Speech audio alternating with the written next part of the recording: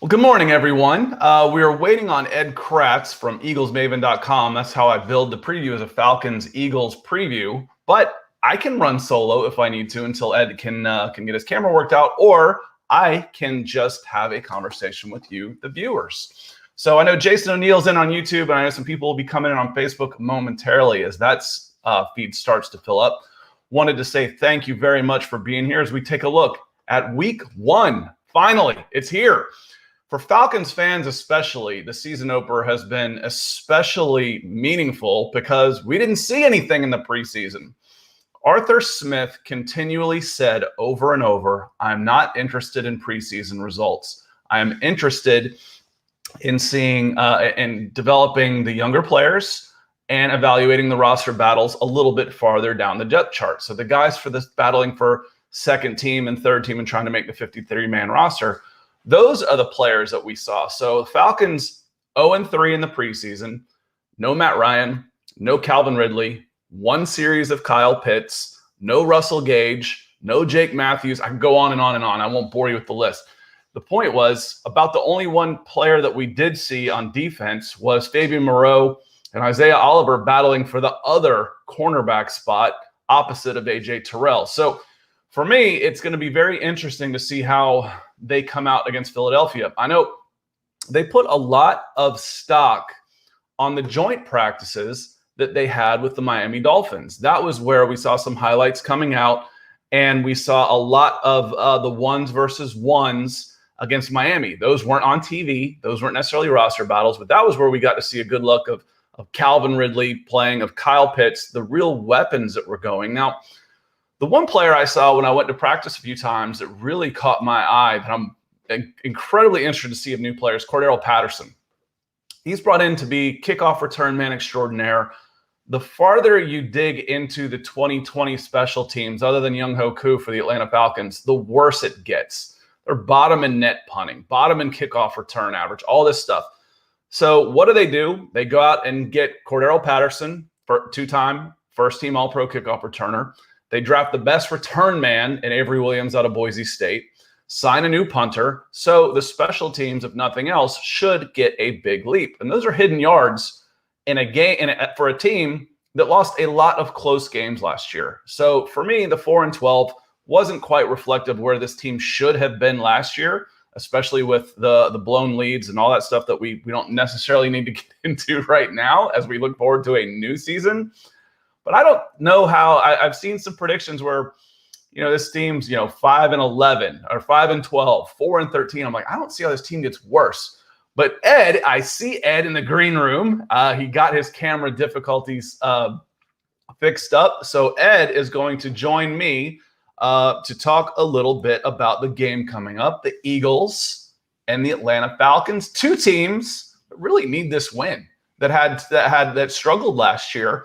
And I wanted to say real quick, welcome. Appreciate you being here. Ed Kracz from EaglesMaven.com, the Eagle Maven, Ed. Ed's been on the beat for about 10 years, and you can follow Ed at, it looks like crazy to me. I'm sure that's what he was going for, just like I was going for Scout Kennedy. Ed, welcome in, my friend. How are you? Good, Scott. Nice to see you. Thanks for having me on here. Big game coming up Sunday, huh? Yeah, it's two teams with some a little bit of similarities. I don't think either team finished the way they wanted to last year. New coaching regime coming in. And, I don't know how much Philadelphia showed in the preseason compared to the Falcons. Falcons didn't play anybody. I mean, they didn't play anybody. I was looking at Jalen Hurts, and he had a couple series in the first game, but that was about it. So what have you seen from the Eagles in the preseason compared to what we will see on Sunday? Yeah, I mean, two new head coaches, right? I mean, so it's clear that neither team had the kind of season they wanted last year, or we'd still have, the old coaches in place. But, same thing here in Philadelphia, Scott.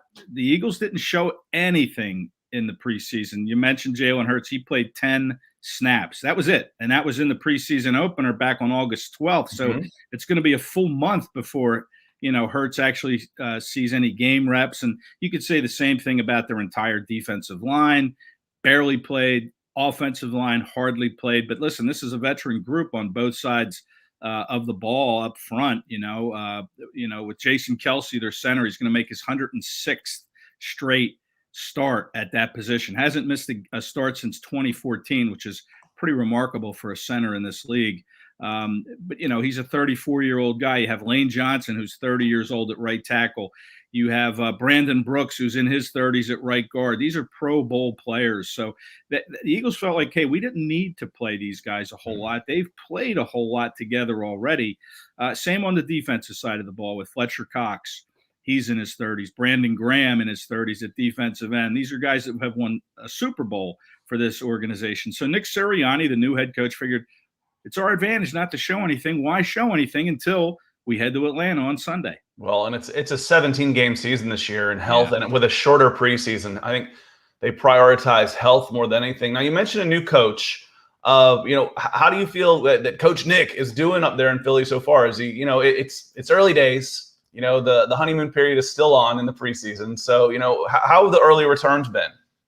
Well, listen, as far as him being approachable and honest, yeah, he checks those two boxes. In fact, Merrill Reese, the longtime Eagles announcer, has kind of compared him to a Dick Vermeil type of a coach back when, Dick Vermeil came to Philadelphia from UCLA in the late 70s and took this team to a Super Bowl in 1980.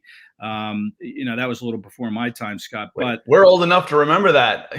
I was little, but I remember. I wasn't on the beat then, but I was 7, but I remember most of the people watching this. They're like, what? What are you talking? 80s? Yeah. Don't they make TV shows about that now? Yeah. No, right. Yeah. NFL films, you can go back, and they are in color. I think those clips are in color, so they're not black and white. Yeah. So, listen, Sirianni, to me, I don't know if he can coach on game day. We'll see. I mean, they hired him. He was 39 years old. He brought with him a very, very young staff. Jonathan Gannon is the defensive coordinator.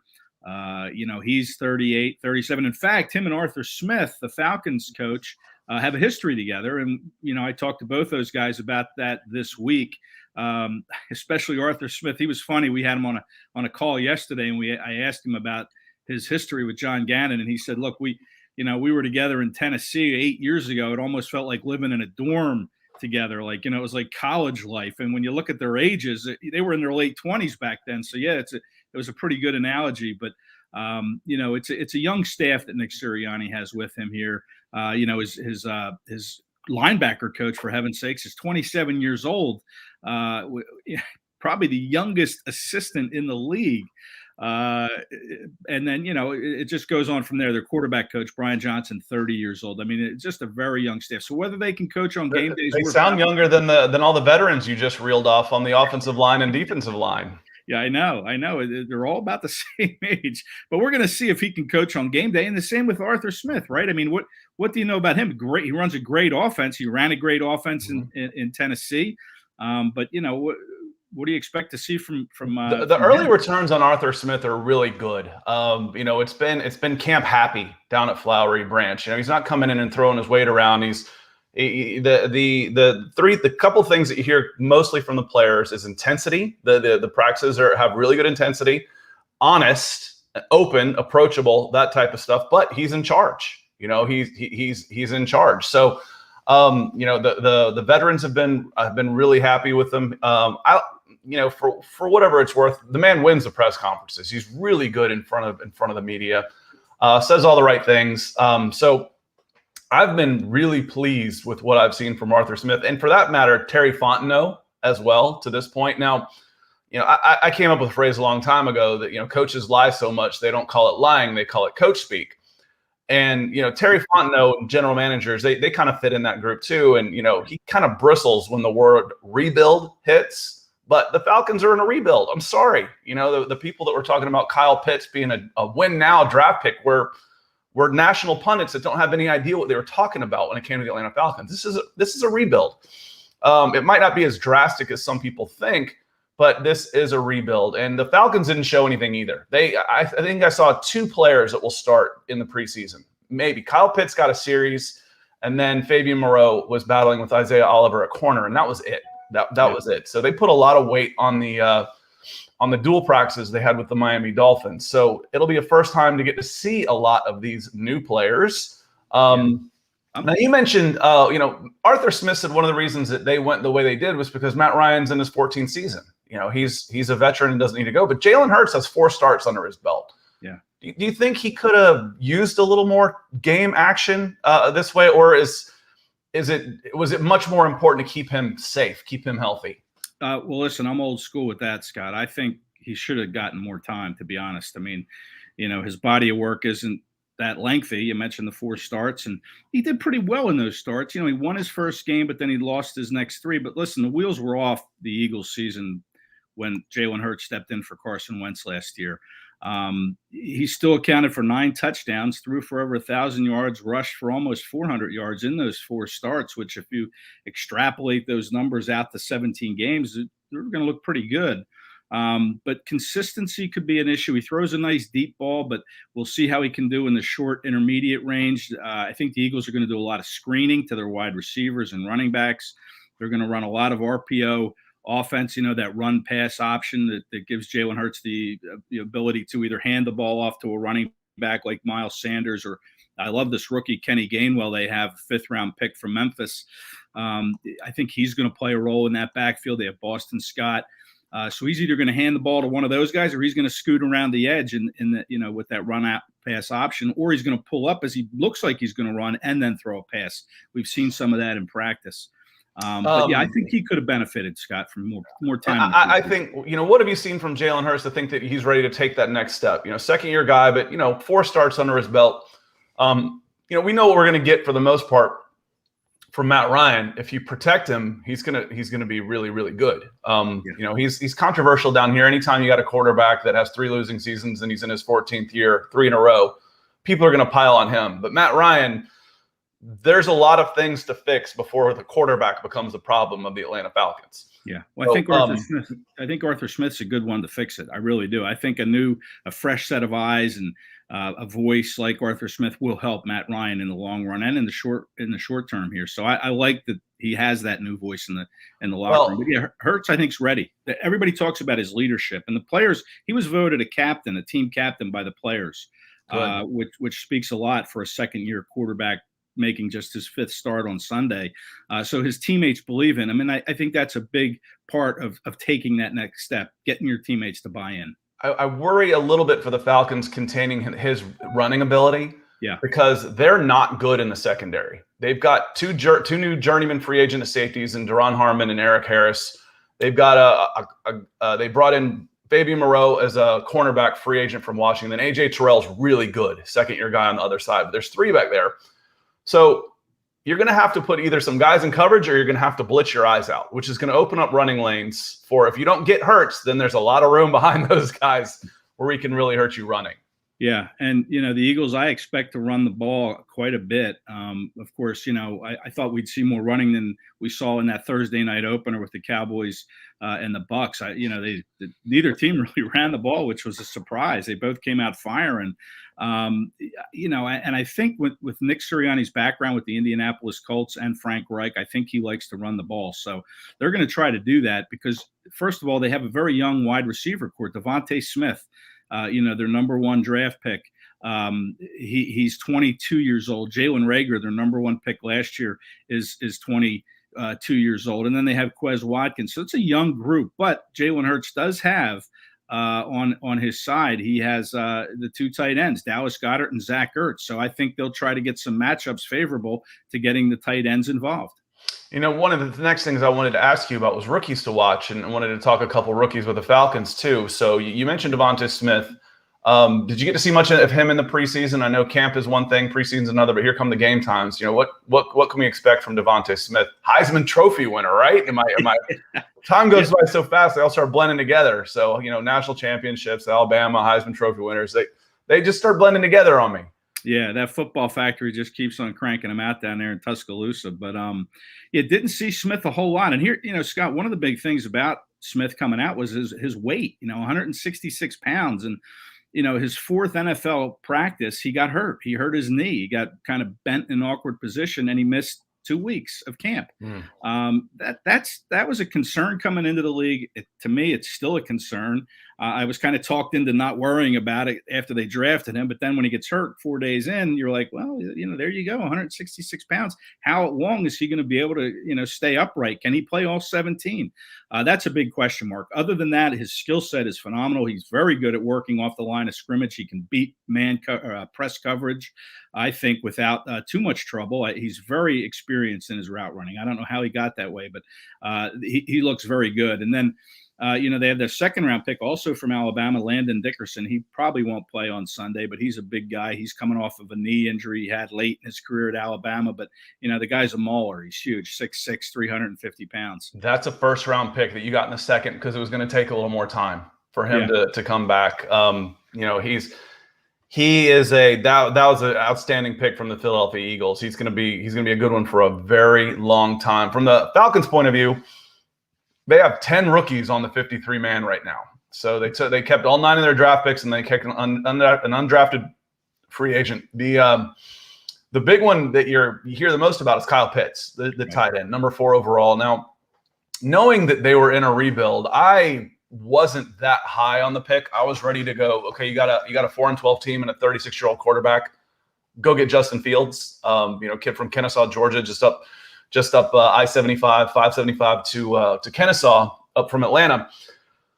But when Julio Jones, then the noise started getting made that Julio Jones was going to be out. I'm like, okay, you need a Julio replacement right now more than you need a Matt Ryan replacement the way these guys are playing into their 40s. And Kyle Pitts is going to be really, really good. Even if he wasn't the guy that you necessarily wanted to take, Kyle Pitts is – it's going to be impossible for him to live up to the expectations that have been placed on him, the best tight end ever, all this kind of stuff.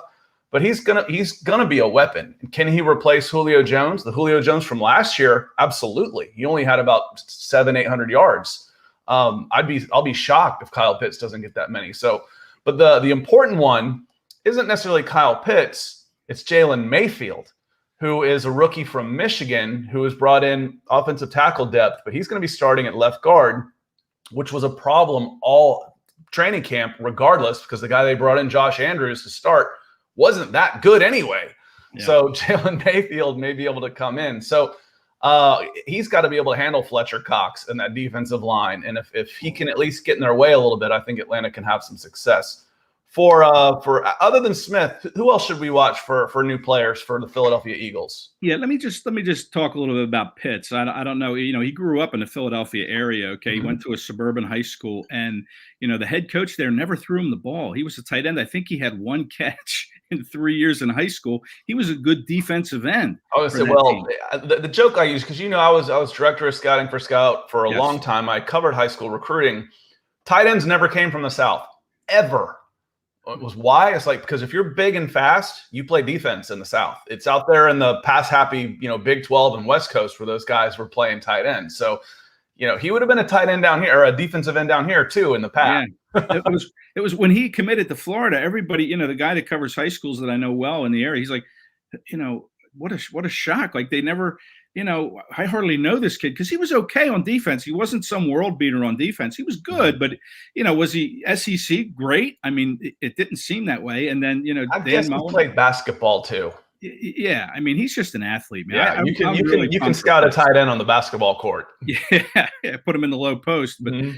Yeah, I'm really psyched to see what he can do Sunday and then just follow his career because I think you're right. He's going to be a terrific addition to the Falcons. And you can get a quarterback at some point. And, Arthur Smith was asked about that when we had him. And he said, look, unless Matt Ryan finds the fountain of youth, he's not going to play till he's 50. So at some point we're going to have to transition. But he felt that having Matt in the room with Kyle Pitts will help Kyle Pitts' development. Yeah. And Matt Ryan wasn't going anywhere because of his contract situation. So I was thinking this is a good time to bring somebody in because the Falcons shouldn't be 4-12. When are you going to be 4-12 again? You might not be. And it is expensive to go up into the top 5 to get a quarterback or try. And you don't really get them in free agency. That doesn't happen. So, I didn't want them to try and give up too much to try and get a quarterback of the future when there was one available now. But Matt's 36. I'm pretty sure he's 36 years old. He could go another 5 or 6 years at a plus level. And that's time to go get yourself another quarterback for sure. Yeah, yeah. And then as far as that lot, you mentioned Jalen Mayfield, and I agree that 3rd-round pick from Michigan, he's going to be, it's going to be a big step for him on Sunday against a very experienced defensive line and Fletcher Cox, Javon Hargrave, who came over from the Steelers last year as a free agent. They have some guys up front that could give him problems. That whole offensive line, I think, other than the tackle there whose name escapes me, but it's a young group, especially on the interior, right? You have a kid from Temple, Matt Hennessy, starting at center. I think it's his 3rd career start at that spot. He was a draft pick last year. And then you have Chris Lindstrom also on that interior. He's only in his 3rd year. So it's a very young interior that I expect the Eagles with that veteran defensive line to try to exploit and get pressure in Matt Ryan's face up the middle. So yeah, Caleb McGarry's the other one, and he was out a little bit, giving some other guys the opportunity, specifically Mayfield and Willie Beavers, and they didn't take it. It was obviously going to be McGarry's job, and then Lindstrom's good. Lindstrom's really good, and then Jake Matthews over on the left tackle can play a little bit. After that, there's a pair of rookies. Jalen Mayfield is now in a starter position, but then Chris Dahlman out of Stanford, Drew Dahlman, sorry. Is out of Stanford is backing up center and guard. So that could be a little interesting. Now, on the injury front. Yes. Other than guys that we know are out, what have you been watching this week? Has there been anything to keep an eye on for Sunday?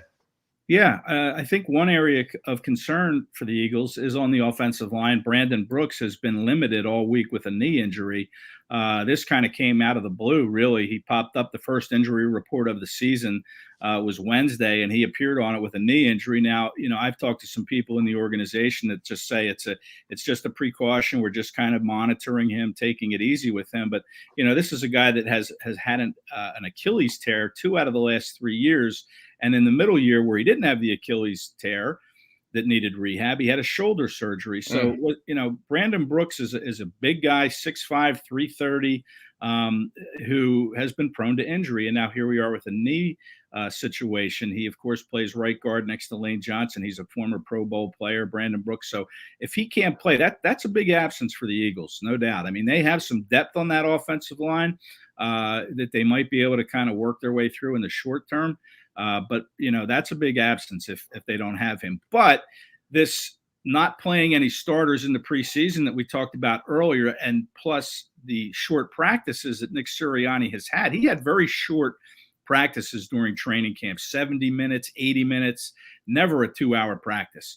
That philosophy or that change in thinking has sort of helped this team stay healthy to get to week 1. So they're relatively healthy, Scott, heading into this season. We'll see if it stays that way. Yeah, I think the Falcons are there too. I mentioned Josh Andrews broke a hand last week. Kendall Sheffield, a reserve corner, was out on the IR. As far as the guys on the active 53, you're just looking at reserve linebacker Brandon Copeland has been held back a little bit, but that's it. Everybody else should be a full go for this weekend.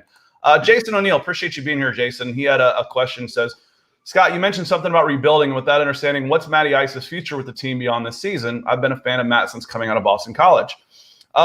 This year made it impossible. His contract situation made it impossible, literally, for him to be moved. It would have cost $60 million against the cap of $180 million. So that would have been 1/3 of your cap that you weren't allowed to use anymore. And that just is untenable. Next year, that number drops to 40, and you can spread it across 2 seasons. So a $20 million dead cap hit might be something you can live with. What I think happens, depending on how the season goes, I think you draft his backup next year. There's a few quarterbacks that you can look at. Let him, then he's a starter at least 1 more year, depending on how he does, obviously. All this is subject to change. But if you're moving Matt Ryan on, I think he plays this year, he plays next year, and then maybe somewhere else in 2023. But he's your starting quarterback for at least the next 2 seasons. Jason, that was a question. Yeah, that was a good question. In fact, it got me thinking, like, who's his backup this year? And it is a rookie, right? The kid from Arkansas. Oh, there's no way. They brought in Josh Rosen. So they had the Falcons had A.J. McCarron in, and he looked really poor his first little bit in the new offense. And then he tears an ACL. So you feel bad for him. Yeah. Felipe Franks is on the active on the 53, undrafted free agent, played at Arkansas and at Florida. He is not an NFL thrower. He's not an NFL passer. He gets back there and he's athletic. He's big. He can run. But he looks more like a tight end. It'd be similar if you put Kyle Pitts back there to take snaps at center. You'd have about the same amount of success. Yeah. So he's not – I was surprised he wasn't on the practice squad, honestly, unless they have some specific packages for him to come in and run a little bit of option or RPO or something. I was surprised that he's not on the practice squad. So right now it's Josh Rosen, and I've said before and I'll say again, Arthur Smith will not give those guys a vote of confidence at all. It's basically every time I hear him say something, it pops into my mind, don't unpack your bags. But Josh got his chance, and he's still on the roster, so he'll be the backup quarterback for week 1. Well, I guess the good news there is Matt Ryan has really proved very durable throughout his 14-year career. I mean, he has not had any great injury, so he answers the bell week in and week out. That's the thing about a player. If you don't happen to like, it's man, he's not very good and he's never hurt. But I think Matt Ryan gets it's almost like an age check for me. I'm like, do you not remember the quarterback play in Atlanta before Mike Vick? And what it was like, because it was awful. I mean, the Falcons were awful for 40 years. They were awful. So Matt Ryan is a very good quarterback. Is he Aaron Rodgers? And I think that might be part of it too. Is he's getting paid like a top 5 guy, but he's not a top 5 quarterback right now. But he's getting paid like he is, and I think that ruffles a little feathers. No pun intended with the Eagles Falcons preview right now. A lot of feathers flying. A lot of feathers. So key matchups. Give me 1 or 2 things that you're looking at that you think need to happen for the Eagles to win this game. Well, I think they have to control the line of scrimmage. And, when you have a guy like Grady Jarrett kind of plugging up things for the Falcons on that D-line, that's a tough task. I mean, Grady Jarrett's a good player. So you have to control Grady Jarrett if you want to do anything, both in the pass game and the run game. But, the Eagles like to put a lot of resources in both sides of the line, offensive and defensive line.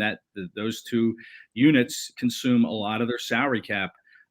So that's where it's going to have to start. They're going to have to control the ball with their offensive line and then stop, or they're going to have to put pressure on Matt Ryan. I mean, the Eagles have 2 cornerbacks that are veteran players, Darius Slay and Steve Nelson. But after that, it gets thin really quick. They have a rookie 4th-round corner in Zach McPherson, but Scott, it's always a struggle for rookie cornerbacks to come into the league. It takes them a little while to kind of hit the ground and get up and running. So you don't want to have to go to him too often. So, you really are going to have to count on these 2 guys. If they get nicked during the game, then, there could be trouble for the Eagles. But I think they're going to have to put pressure on Matt Ryan, get him off his spot. Not the most mobile of quarterbacks. So, but he does get rid of the ball quickly. But that's kind of the key to me is they're going to have to control the offensive line, control the line of scrimmage with the offensive line. And then on the defensive line, they're going to have to get after Matt Ryan because I'm not sure how well that secondary is going to hold up if he's given time. And they're going to have to find a way to get physical with Kyle Pitts, try to make him, this rookie debut, try to not to let him make it a memorable one, right? I mean, you don't want him going off 100 yards. I'll tell you with Kyle Pitts is you might want to get whoever's your tallest cover guy is just man up on him because Kyle Pitts is going to be everywhere. Yeah, he's a tight end in name only. He's going to line up in 5 different positions across that line of scrimmage. So, if you try and zone, and run a standard zone, they're going to exploit a type of matchup. So if you got a 6'3" safety or a lighter linebacker, that might be the way to go to try and slow him down. For me and the Falcons, one it's protect Matt Ryan kind of goes without saying, but I think you got to protect Jalen Mayfield. Rookie starting left guard. If he gets exposed, then it doesn't matter what everybody else does. It's one of the beautiful things about football is 11 guys have to do their job on offense for it to work. One guy doesn't, that play can go bust. So Jalen Mayfield, can he be serviceable at left guard? And then, you mentioned the line of scrimmage, obviously. Can the Falcons run the ball at all? Mike Davis, and free agent from Carolina, Georgia kid, went to Stevenson High School in Stone Mountain, just outside of Atlanta. Not a lot of wear and tear on him because he's been a backup here and there, but he had 1,000 yards from scrimmage with Carolina last year. He could be a star in the Arthur Smith offense, the way he catches the ball. So watch Mike Davis. Cordero Patterson is going to be a full-time running back. It's going to look strange because he's wearing 84, but he's going to be a full-time running back, and he's looked great in the preseason, very natural. And anybody that can return kickoffs the way he can, he can run through traffic. So I'm looking forward to him. And then on defense, control the big play, I guess. This defense there's a player at each level, but not many of them. So Grady Jarrett is unknown. Deion Jones and Foye Oluokun are unknown, and A.J. Terrell's unknown. After that, it gets a little dicey. Dante Fowler battled injuries last year. He is playing on a one-year contract basically this year, and it's time for him to this is it for him. He said he was healthy. He's healthy. He's ready to go. So if Dante Fowler can come in and play the defensive and outside linebacker position that they signed him for last year, it's going to be a different defense. Yeah, you mentioned Patterson. I think he could be an X factor in this game. The Eagles' kickoff and punt return coverage teams have not played well in the preseason. If you're an Eagles fan, you hope that's just a product of, trying to identify roles and players. Now that you have your 53 in place, you hope that, that's become a little more defined. But they did not do a good job covering kickoffs. And, you have a guy like Patterson who, he's a danger. I think he's got 8 return touchdowns in his career. I mean, he's a threat to go the distance anytime he takes a kick, or I guess he'll be used as a punt returner too. But you really have to. He could be the X factor. You really have Avery Williams, rookie from Boise State, who won the Mountain West Player of the Year as a return man, basically is going to return punts, and he's pretty special. He's a rookie, so he's got to prove it. But one of the things I like is, how can you get better cheaply when you don't have any money? Special teams. Special teams is where Terry Fontenot went out and got a new punter and then 2 really, really good return men. And there's so much hidden yardage there. I think that is a way the Falcons can improve exponentially for not that much money. And that was a good job by Terry Fontenot. Now, before I let you get out of here, if I'm not mistaken, it's about a 3.5-point game. Falcons are basically getting the home field nod in what is deemed to be relatively even. What do you think? Give me a prediction on this one. Yeah, I think it's going to be really loud in the Mercedes-Benz Stadium. I can't wait for the crowd to hear the crowd. And I mean, it was so different last year, obviously, Scott, without the crowd noise. And it wasn't the same. It was not the same. I watched less college football last year than I had since I was 5 years old. I was like, it just felt artificial to me. Yeah, you miss the bands playing in the college environment, the students. I mean, just a great environment. So, but it's going to be a great environment on Sunday, and I think that's going to be, one of the keys for the Eagles is try to take the crowd out of it by getting out to a fast start and try to neutralize that crowd. But they're going to be fired up, man, to watch some football on Sunday. I can't wait. But I think the Eagles at this point, Scott, probably have the better roster, top to bottom. I think they have, more key veterans in some key positions, especially like I've talked about as both sides of the offensive and defensive line. And I think that's probably going to be how they win this game is with those veterans. The Eagles have a lot of youth on this team too. But to me, it feels like Nick Sirianni has kind of kept these guys caged, kept the reins in, kind of like Arthur Smith has done. And I think when that gate goes up and the release from that cage, these guys are going to go out and they're going to fly around and they're going to try to get this Sirianni era off to a good start, just as the Falcons are going to do. But I think the Eagles have a better roster at this point, top to bottom, and I think that's going to allow them to win the game. I don't think we're going to see a lot of points. I don't know what the over-under is on this game, but I would probably take the under because I think it's going to be kind of like a 20-17 type game, maybe 21-17. And I think the Eagles find a way to win, and that's not a hometown pick or anything like that. I just feel like they're the better roster. I don't think the Eagles are going to have a too great of a season, maybe 8 or 9 wins. But I just think this matchup for them, if you take the crowd out of it, favors the Eagles. It's tough being a lifelong Atlanta sports fan that was born in Cleveland. You're not going to find a more cynical SOB than me when it comes to trying to pick for your team. But and I think this is just familiarity, watching the Falcons and watching the weapons that they have on offense and seeing what Arthur Smith and how he can use those weapons and using the double tight end set to help establish a running game, get the play action going, and protect Matt Ryan. Can he protect left guard rookie Jalen Mayfield? That's going to be one of the keys.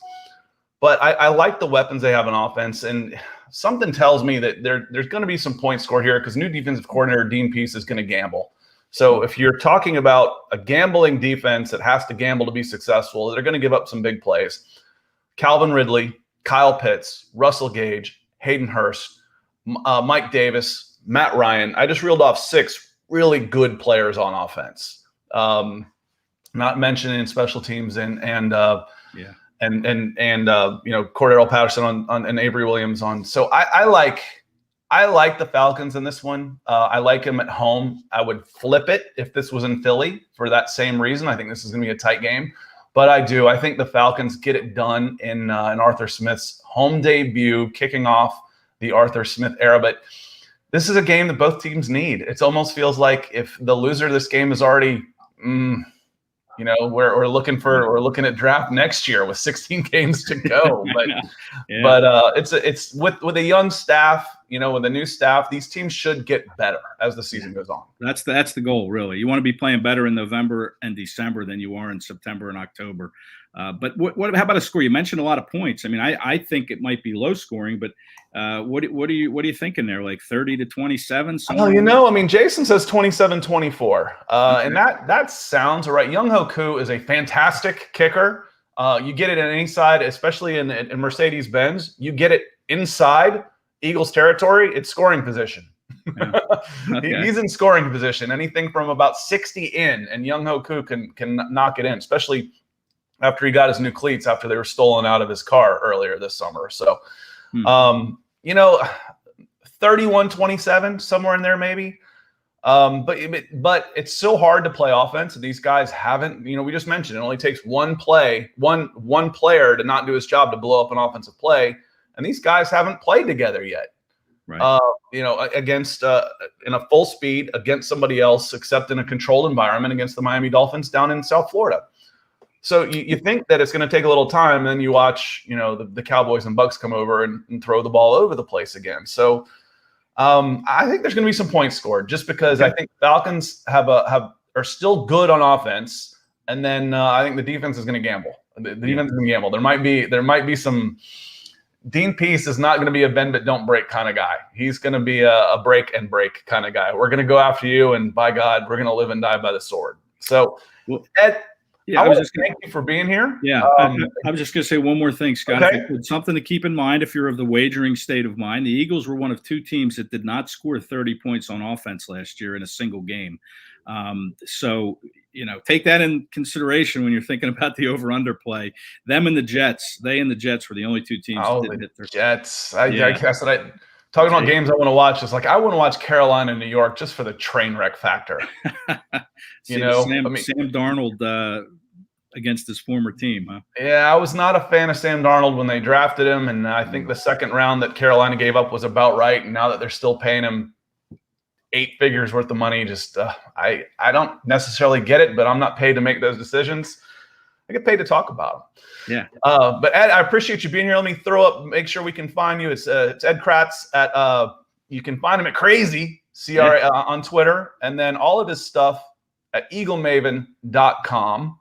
And then if you're watching, no matter where you're watching this, hit the like, follow, and share and subscribe if you happen to find this on demand. And my platform of preference is if you're watching this on YouTube, and I can throw that in there. And now if you're watching on Facebook or either of the Facebook ones, you can't do that because I did it wrong. So let me, I was just responding earlier to Jason on YouTube, so I didn't send that link to everybody. But there's a link that lets you go directly to the channel and subscribe. As the channel gets bigger, we will do more of these and have more great guests like Ed. Ed, any big plans for the weekend? Well, I'm heading to Atlanta on Saturday, Scott. I don't know if I'll see you down there or not, but yeah, I'm heading down. Okay, that's my plan. Flying out Saturday. I'm actually heading out of town. My 12-year-old, he's 12 now. Yeah, my 12-year-old has a baseball game and has a tournament in Shipyard in Charleston, South Carolina. And if you haven't seen Shipyard, it's a quad of fields basically on a river bend that looks like Candlestick Point. So it's pretty awesome. I'm hoping he puts a couple in the river this weekend. So get your kayak out. Get your kayak ready to go. Exactly.